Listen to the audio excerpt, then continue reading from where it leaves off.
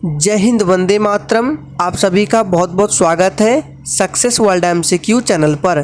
तो जैसे कि रात के 9 बज चुके हैं और आज की इस क्लास में हम लोग जनरल साइंस के कुछ इम्पोर्टेंट क्वेश्चंस को करने वाले हैं। तो क्लास आप लोगों के लिए बहुत ही ज़्यादा इम्पोर्टेंट होने वाला है। जल्दी से सभी लोग लाइव में जुड़ जाइए। तो चलिए आज के सेशन को स्टार्ट करते हैं। तो आज के सेशन का फर्स्ट क्वेश्चन है, ऑन्कोलॉजी किसके अध्ययन से संबंधित है? पक्षियों के अध्ययन से, कैंसर से, स्तनधारी से या फिर डी मिट्टी से? आपको लाइव चैट का भी ऑप्शन मिलता है। अगर आंसर पता है तो आप लोग लाइव चैट में अपना आंसर देते जाएंगे। तो देखिए, ऑन्कोलॉजी में किसका अध्ययन किया जाता है? तो इसमें कैंसर का अध्ययन किया जाता है। तो बी ऑप्शन हमारा बिल्कुल सही जवाब हो जाएगा। पक्षियों का अध्ययन क्या कहलाता है? तो ऑर्निथोलॉजी में पक्षियों का अध्ययन किया जाता है। मिट्टी का अध्ययन पेडोलॉजी कहलाता है। दूसरे प्रश्न को देखते हैं, परमाणु विखंडन प्रतिक्रिया के दौरान उत्पन्न ऊर्जा का प्रयोग किया जाता है इंजन बनाने में, बिजली बनाने में, ताप पैदा करने में या फिर डी इनमें से कोई नहीं? चलिए आंसर करते जाएंगे। तो देखिए, दूसरे प्रश्न का राइट आंसर जो ही बच्चे ऑप्शन बी को दे रहे हैं बिल्कुल सही जवाब दे रहे हैं। परमाणु विखंडन प्रतिक्रिया के दौरान उत्पन्न ऊर्जा का प्रयोग बिजली बनाने में किया जाता है। बी ऑप्शन हमारा सही जवाब है। नेक्स्ट क्वेश्चन है, इनमें से कौन गैसों के प्रासरण का एक उदाहरण है? फटाफट से सभी लोग लाइव चैट में आंसर देते जाएंगे। तो देखिए, इनमें से गैसों के प्रासरण का उदाहरण है खाने की सुगंध, अगरबत्ती की खुशबू, इत्र की महक। ये सभी जो उदाहरण है गैसों के प्रासरण से संबंधित है। चलिए आगे बढ़ते हैं। निम्न में से किसमें अधिक ताप है? बर्फ में, उबलते पानी में, भाप में या सभी में? तो देखिए, चौथे प्रश्न का राइट आंसर जो भी बच्चे सी को दे रहे हैं बिल्कुल सही जवाब दिए हैं। भाप में सबसे अधिक ताप होता है। सी ऑप्शन हमारा सही जवाब है।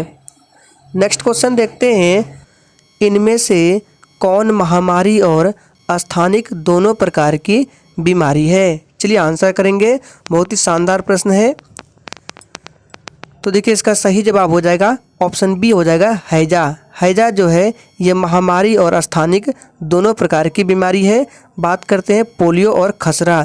तो ये दोनों बीमारी वायरस के कारण होते हैं। यहाँ पे लिख देते हैं, वायरस के कारण होने वाला बीमारी है। और वायरस के अध्ययन को क्या बोलते हैं? तो वायरोलॉजी। याद रखना है। वायरस की खोज किसने की? इवानोवास्की ने। और देखिए, टाइफाइड और हैजा जो है ये दोनों बैक्टीरिया के कारण होते हैं। बैक्टीरिया की खोज किसने की? तो ल्यूवेनहॉक ने। नेक्स्ट क्वेश्चन है, न्यूजिस्मैटिक किसके अध्ययन से संबंधित है? फटाफट से आंसर करते जाएंगे। न्यूजिस्मैटिक किसके अध्ययन से संबंधित है? तो देखिए, ये जो है सिक्कों के अध्ययन से संबंधित है। ए ऑप्शन हमारा सही जवाब हो जाएगा। नेक्स्ट क्वेश्चन है, यूजीनिक्स किसके अध्ययन से संबंधित है? सोच समझ कर आंसर करना है। और जो भी स्टूडेंट चैनल पर पहली बार आए हैं उनको बता दें, डेली रात 9 बजे इस चैनल पर क्लास चलता है। तो देखिए, यूजीनिक्स किसके अध्ययन से संबंधित है? तो ये जो है आनुवांशिकी घटकों में फेरबदल के कारण मनुष्यों में हुए परिवर्तन का अध्ययन है। नेक्स्ट क्वेश्चन है, ऑर्निथोलॉजी क्या है? चलिए आंसर करेंगे। ऑर्निथोलॉजी में किसका अध्ययन किया जाता है? तो हमने 1 नंबर प्रश्न में ही बताया था कि ऑर्निथोलॉजी में किसका अध्ययन किया जाता है? तो पक्षियों का अध्ययन किया जाता है। डी ऑप्शन हमारा बिल्कुल सही जवाब होगा। नेक्स्ट क्वेश्चन है, दूध का घनत्व मापने के लिए किस उपकरण का प्रयोग किया जाता है? फटाफट से आंसर करेंगे और प्रत्येक स्टूडेंट को आंसर देना है। तो देखिए, दूध का घनत्व मापने के लिए लैक्टोमीटर का उपयोग किया जाता है। ए ऑप्शन हमारा सही जवाब होगा। बैरोमीटर का उपयोग कहाँ होता है? तो वायु दाब को मापने में। और हाइड्रोमीटर, ये प्रश्न काफ़ी बार एग्जाम में पूछा गया है। यहाँ पे हाइग्रो कर लेंगे। तो देखिए, हाइग्रोमीटर जो है इससे आर्द्रता को मापते हैं। नेक्स्ट क्वेश्चन है, बिजली का प्रतिरोध मापने के लिए किस उपकरण का इस्तेमाल किया जाता है? सोच समझ कर आंसर करना है। बहुत ही शानदार प्रश्न है। चलिए, तो देखिए, बिजली का प्रतिरोध मापने के लिए किस उपकरण का इस्तेमाल करते हैं? तो इसका सही जवाब हो जाएगा ओम मीटर। गैल्वेनोमीटर नहीं होगा, ओम मीटर होगा। नेक्स्ट क्वेश्चन है, एक स्वस्थ मनुष्य का रक्तचाप कितना होता है? चलिए आंसर करेंगे। काफ़ी बार ये प्रश्न एग्जाम में पूछा गया है, एक स्वस्थ मनुष्य का रक्तचाप कितना होता है? तो बिल्कुल सही जवाब दे रहे हैं, 120/80 होता है एक स्वस्थ मनुष्य का रक्तचाप। और देखिए रक्तचाप यानी कि ब्लड प्रेशर को किससे मापा जाता है? तो स्फिग्नोमैनोमीटर से, याद रखना है, पूछा जाता है एग्जाम में। नेक्स्ट क्वेश्चन है, रक्त में ग्लूकोज की मात्रा नियंत्रित रहता है किसके कारण?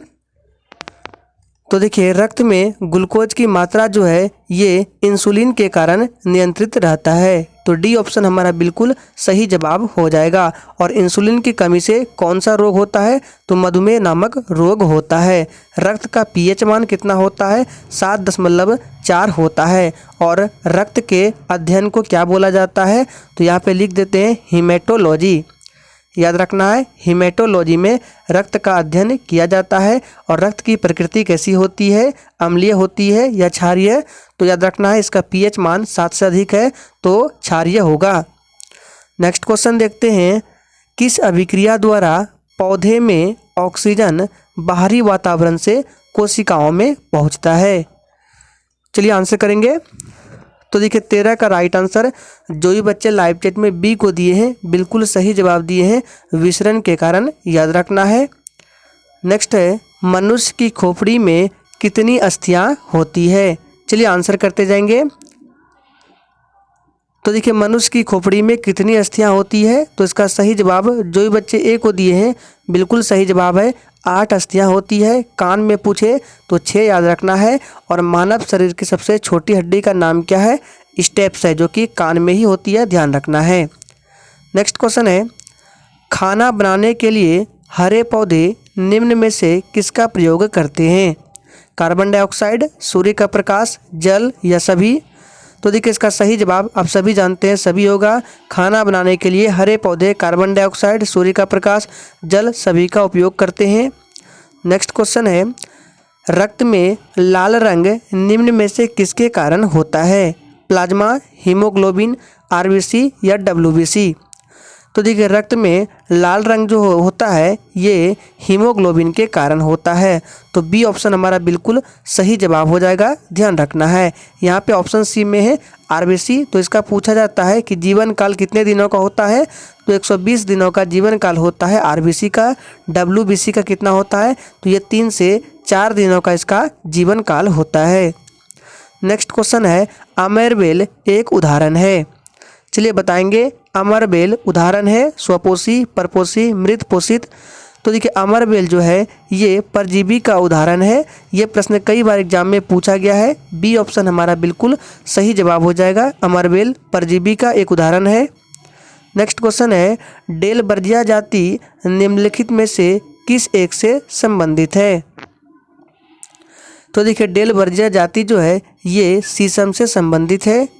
नेक्स्ट क्वेश्चन है, मनुष्य में अफ्लाटॉक्सिन खाद्य विषाक्तन द्वारा सामान्यतः कौन सा अंग प्रभावित होता है?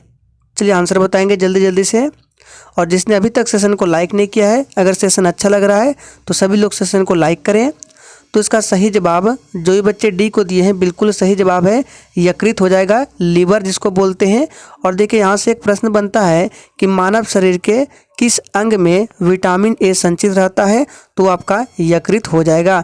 और देखिए पीलिया जो रोग होता है, पीलिया रोग के कारण मानव शरीर का कौन सा अंग डैमेज होता है? तो यकृत होता है। नेक्स्ट क्वेश्चन है, शरीर की सबसे बड़ी ग्रंथि कौन सी है? चलिए आंसर करेंगे। तो देखिए शरीर की सबसे बड़ी ग्रंथि यकृत ग्रंथि है, ऑप्शन ए हमारा बिल्कुल सही जवाब हो जाएगा। नेक्स्ट है, निम्न में से कौन सा एंजाइम लार में पाया जाता है? ये प्रश्न बहुत ही इजी प्रश्न है, लेकिन ये प्रश्न हर बार एग्जाम में पूछे जाते हैं। तो देखिए एंजाइम लार में पाया जाता है कौन सा? तो टाइलिन नाम का एंजाइम ये लार में पाया जाता है। नेक्स्ट क्वेश्चन है, वृक्क जिसको किडनी बोला जाता है इसका वजन कितना होता है? तो देखिए वृक्क यानी किडनी का वजन होता है 150 ग्राम। तो डी ऑप्शन सही जवाब होगा। और याद रखना है वृक्क की इकाई क्या है? तो नेफ्रॉन को बोला जाता है वृक्क की इकाई। नेक्स्ट क्वेश्चन है, वह प्रक्रिया जिसके द्वारा मनुष्य श्वास ग्रहण करता है तथा छोड़ता है वह कौन सी प्रक्रिया है?